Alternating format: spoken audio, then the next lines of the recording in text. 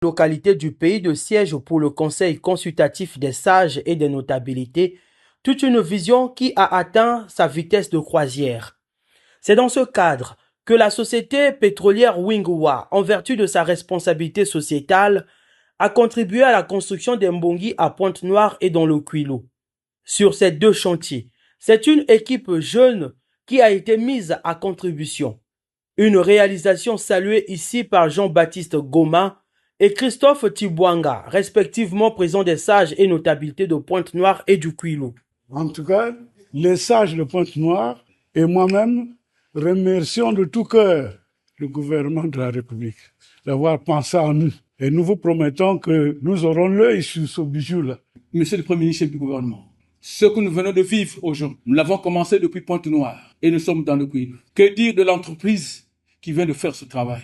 Il n'y a que merci. Le reste, c'est pas moi, peut-être Dieu de Tout-Puissant et des Mâles. À travers cette politique d'implantation des sièges du Conseil consultatif des sages et des notabilités, l'État exprime là une volonté de se rapprocher des communautés.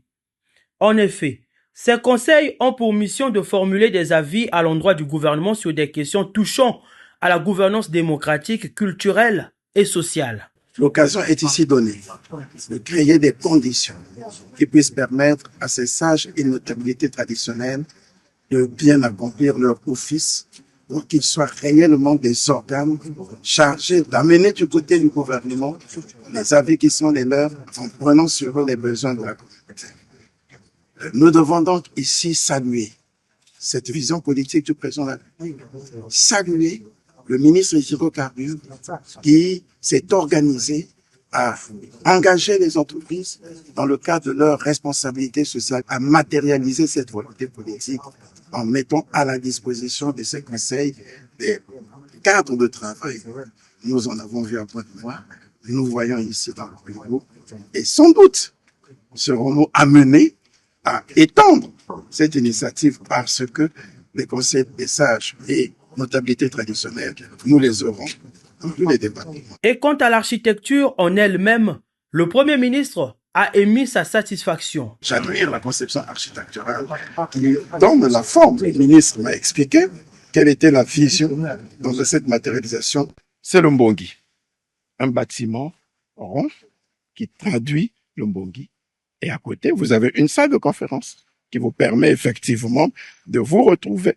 Mais on ne s'est pas limité à la salle de conférence. Il y a le Mwanza qui est juste à côté, cette paillote où vous m'avez vu m'asseoir avec grand bonheur, avec plaisir.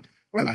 C'est le lieu du dialogue, le lieu du consensus, le lieu de la modération, le lieu de la gestion des petits conflits communautaires. Je tiens à féliciter l'architecte et le ministre qui ont conçu ce plan. Je salue le travail de l'entreprise.